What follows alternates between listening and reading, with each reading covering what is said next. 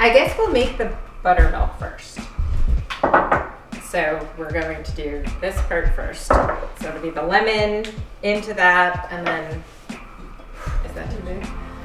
You'll just kind of whisk it around. We have a smaller one. All right, that's good. And then just pour it in. And now you wanna start whisking.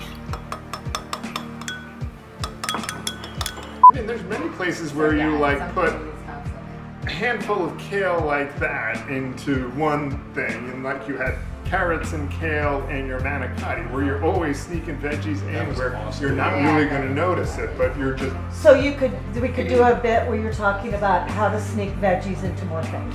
So I like to put in veggies and leafy greens into everything I possibly can. I like to use my food processor, and I just throw in bunches of green veggies, leafy greens, and I just pulse it.